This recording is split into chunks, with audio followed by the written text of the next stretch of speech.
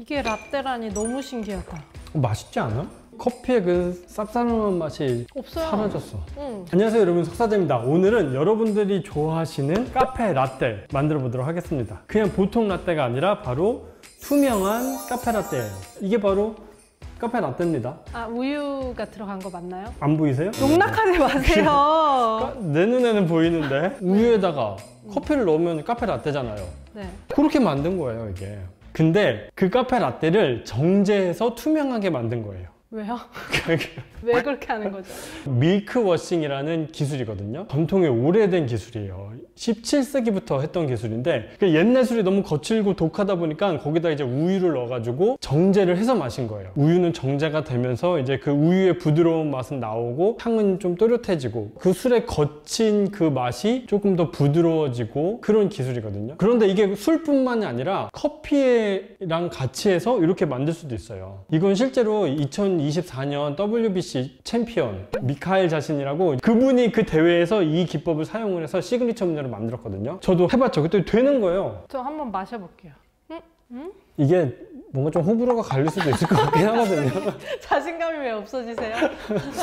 만드시는 걸 보면 알겠지만 약간 산미가 느껴지는 커피예요. 그래서 조금 호불호가 갈릴 수도 있을 것 같긴 한데 잘 잡으면 굉장히 오렌지 캔디 맛이 나는 그런 커피를 드실 수가 있는 거죠. 근데 딱 보면 근데 아메리카노 같잖아요. 네. 그걸 생각하시고 딱 드시면은 질감이 좀 다르기 때문에 깜짝 놀랄 수도 있는 그런 음료예요. 커피를 준비를 해주시고요. 아까 산미라고 얘기하셨는데 산미가 있는 커피를 써야 되나요? 아무래도 이제 산미가 좀 있고 꽃향이 나면서 뭔가 과일의 향 그런 느낌이 나는 커피가 더 맛있을 것 같기는 해요. 뭐 에스프레소를 사용하셔도 되고 콜드브루 사용하셔도 되고 아니면 드립커피를 하셔도 됩니다. 에스프레소를 사용을 해볼게요. 네, 에스프레소를 추출해왔고요. 이거를 좀 차갑게 식혀주기 위해서 여기에 얼음을 한 2개 정도만 넣을게요. 척스라서 얘기하는 게 아니라 커피 향이 진짜 좋다. 그럼 좋죠. 요게 이제 오렌지 블렌드거든요. 그래서 이제 에티오피아 원두인데 그 오렌지 캔디 같은 그런 맛이 나는 그런 원두예요. 위에 얼음을 2개 정도 넣고 쿨링을 해주시고요. 우리가 라떼 만든 것처럼 좀 우유를 넣는 겁니다. 근데 이제 여기서 요거를 섞으면은 그럼 라떼죠? 네. 근데 우리가 이걸 정제하기 위해서는 우유를 좀 몽글몽글하게 뭉쳐줄 필요가 있어요. 예를 들어서 우리가 우유에다가 약간 산미가 있는 새콤한 과일을 넣으면 몽글몽글 뭉치는 경험 해보신 적 있으시죠? 아, 요거트 같은 맞아. 느낌? 요거트처럼 되는 거. 레몬이나 뭐 자두나 딸기도 어떨 땐 그런 경우가 있거든요. 우유가 이렇게 산도를 만나면은 이게 몽글몽글 뭉쳐요. 설명해 드리려고 요거까지 준비했거든요. 리트머스 우유에 이렇게 넣어보면은 우유는 pH가 6 정도 돼요. 담갔다 뺐는데 한 6 정도? 그쵸? 네. 근데 이게 뭉치려면은 pH가 한 5 정도로. 5는 무슨 색이죠? 그러니까 약간 붉은색 가기 전에 한 요 정도? 요 정도는 돼야 뭉친다고 해요. 그럼 이제 커피만 섞으면은 그 정도 산도를 넣을 수가 없기 때문에 여기에 레몬즙을 넣어줄 겁니다. 이렇게 레몬즙이 없으시면은 구연산. 먹어도 되는 거예요? 구연산은? 네, 이건 식용입니다. 식용 구연산을 꼭 쓰셔야 돼요. 카페에서 만약에 대량으로 하시려면은 레몬즙은 이렇게 항상 하기가 좀 맞추기도 쉽지 않고 산도를. 그래서 이 구연산을 물에다가 희석을 해서 사용하시는 게 훨씬 더 편하시긴 한 것 같아요. 그리고 뭔가 레몬의 향이나 맛이나 이런 게 덜 들어가기 때문에 음료를 좀 더 깔끔하게 만들 수가 있죠. 시원. 네.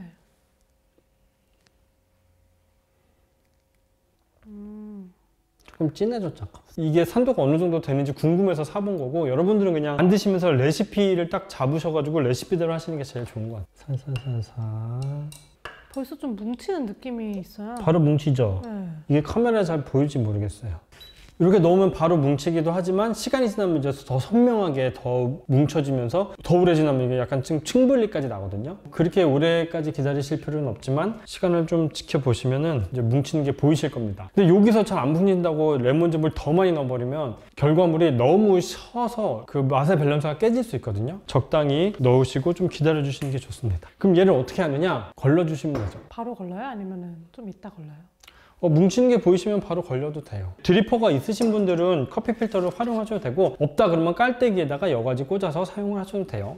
이게 이제 걸르는데 시간이 좀 걸려요. 그래서 이거 과연 카페에서 할 수 있을까? 라는 생각이 들긴 하는데 저희가 예전에 동결 농축 우유 한번 보여드리면서 카페에서 이거 활용할 수 있을까라고 생각을 했잖아요. 근데 생각보다 많은 카페에서 그걸 하시더라고요. 그래서 이 방법도 카페에서 활용하시려면 하실 수도 있을 것 같고, 그리고 이런 면포 같은 경우에 살살살살살 짜면은 그 맑은 액체만 나오거든요. 그렇게 하면 이제 카페에서 조금 더 빨리 내리실 수 있을 것 같아요. 그리고 그렇게 좀 짜가지고 부유물이 좀 같이 나왔다 그러면은 한 2번 정도 걸러 주시면은 훨씬 더 맑은 액체를 보실 수가 있습니다. 지금 나오고 있는데 굉장히 조금씩 나오고 있죠. 근데 이게 초반에 나오는 것들은 약간 좀 탁해요. 그래서 이거는 한 2번 정도 걸러주시면 더 맑게 나올 수 있고, 저는 이제 내려왔죠. 이렇게 해서 파는 카페도 있나요? 아직까지 우리나라에서 못 봤는데 중국의 유명한 OPS라는 카페랑 도쿄의 한 카페에서는 이렇게 판매하고 있는 거를 제가 알고 있어요. 우리나라 카페에서도 충분히 메뉴를 할 수 있지 않을까요? 그래서 이렇게 내려서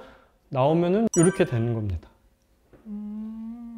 만드시는데 얼마나 걸리셨어요? 지금 이 레시피대로 해가지고 이렇게 내리면은 한 1시간 정도면 내려오는 것 같아요. 그럼 몇 장 분량이에요? 큰 우리가 뭐 14온즈, 16온즈 잔에 판매를 하면 안 될 것 같고, 아까 말씀드린 뭐 중국이나 일본 그런 데도 되게 작은 잔으로 판매를 하더라고요. 한 8온스에서 10온스 정도 얼음 넣고 이렇게 해서 판매하셔서 이제 시그니처 메뉴로 이렇게 판매를 하시면 될 것 같은데, 문제는 이거를 그냥 드실 수는 없어요. 이게 아무래도 이제 레몬이 들어가다 보니까 결과물 자체, 이 액체 자체는 산미가 굉장히 강하거든요. 그래서 이거를 맛있게 먹기는 힘들어요. 그래서 중국이나 일본 그런 카페나 아까 말씀드린 미카엘 자신 그분도 대회에서 여기에 이제 시럽이나 다른 재료들을 이렇게 넣어가지고 음료를 만드시더라고요. 그냥 한번 저 도전해볼래요. 그냥 먹는 게 더 의미가 있을 것 같아가지고요. 시럽 타면 뭐 다 맛있지 뭐.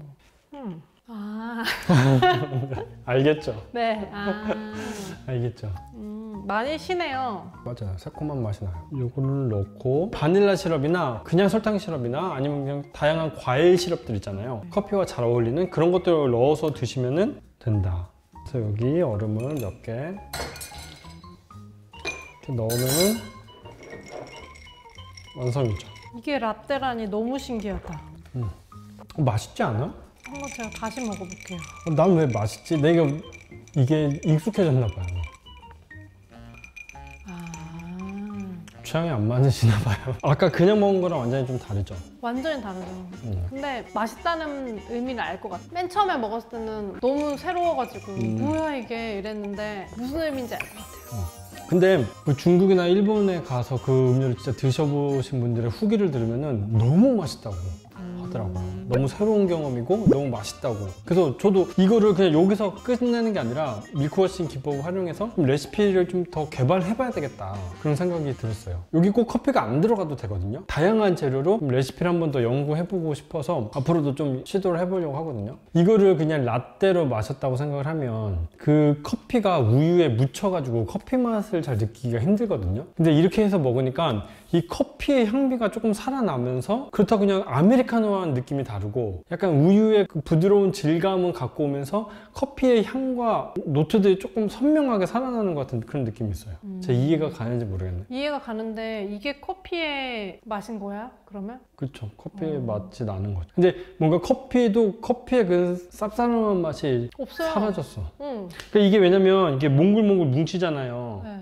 이 우유가 뭉치는 이게 필터처럼 작용을 해가지고 약간 그 커피의 쓴맛 그런 것도 같이 필터링을 해주는 거예요. 우리 옛날에 제주도 갔을 때 김상훈 바리스타님이 내려준 에스프레소 먹었을 때 되게 주스 같았잖아요. 약간 그런 느낌이죠. 약간 주스 같은 진짜 커피 같은 느낌이에요. 아무튼 너무 신기하다. 너무 신기해. 네, 그래서 오늘은 밀크워싱 기법이라는 거 여러분들에게 잠깐 소개를 해드렸고, 간단하잖아요. 커피, 우유, 그리고 레몬즙만 있으면은 누구나 해볼 수 있는 거라서 한번 이렇게 해서 한번 만들어 보시고 어떠셨는지 댓글을 좀 달아주셨으면 좋겠어요. 이게 무슨 맛이냐라고 하실 수도 있고, 되게 신기한 맛이다, 새로운 경험이다 라고 느끼실 수도 있을 것 같아요. 저도 이 기법을 사용해서 조금 더 괜찮은 음료를 한번 더 고민을 해보고 연구를 해봐서 여러분들에게 또 공유하도록 하겠습니다. 그럼 오늘 영상 여기까지 할게요. 안녕히 계세요.